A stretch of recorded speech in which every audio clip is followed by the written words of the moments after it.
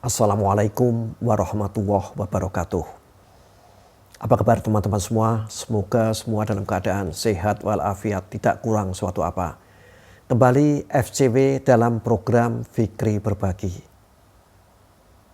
Kita sudah membicarakan banyak hal mengenai berkomunikasi ini. Mulai dari menimbulkan rasa percaya diri, perhatian, mendengarkan. Nah, masih dari bagian mendengarkan juga. Ada yang istilahnya kita sebut masukan. Tentu dalam suatu berkomunikasi ada timbal balik, ada yang menyampaikan, ada yang mendengarkan. Nah, dalam hal itu kalau suatu ketika kita dalam suatu komunikasi ada yang masukan, bertindaklah secara positif. Jangan langsung negatif. Masukan tersebut bisa saja berupa ide-ide yang muncul saat itu, atau ide karena kita menutarakan suatu gagasan, atau ide yang kita bertanya pada sesuatu. Bisa saja ide datang dari atasan, bisa dari kolega yang lain, dari tim kerja kita, mungkin dari orang dari luar perusahaan, dari customer kita, dari pelanggan kita, bisa saja. Terus kenapa kalau ada ide? Ya kita terima saja ide tersebut, kita akan olah.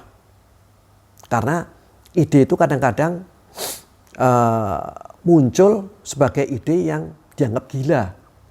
Ya, tentu saudara pernah mendengar cerita tentang sarung tangan dokter yang akan operasi, sarung tangan yang dari karet. Ya, itu tidak akan tercipta kalau waktu itu betul-betul ditertawakan dan tidak ditindaklanjuti.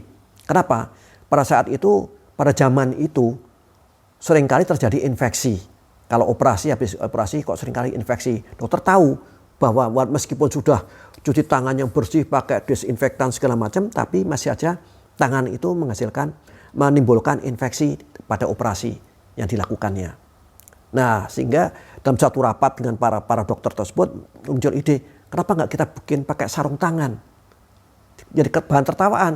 Karena sarung tangan waktu itu adalah sarung tangan yang terbuat dari kulit yang keras.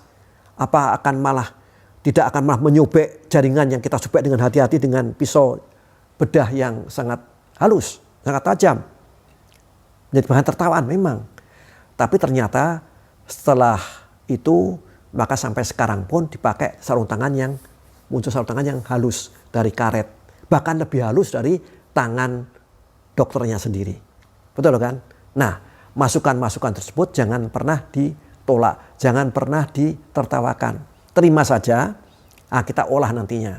Apakah memungkinkan? Walaupun masukan ini kita dapatkan dalam komunikasi di warung, komunikasi di tempat makan, atau di rumah, atau di kantor, atau dalam rapat. Memang resmi dalam brainstorming misalnya. Ya, jadi masukan ini sangat penting. Terima saja dengan baik. Oke? Salam sukses, selamat bekerja. Wassalamualaikum warahmatullahi wabarakatuh.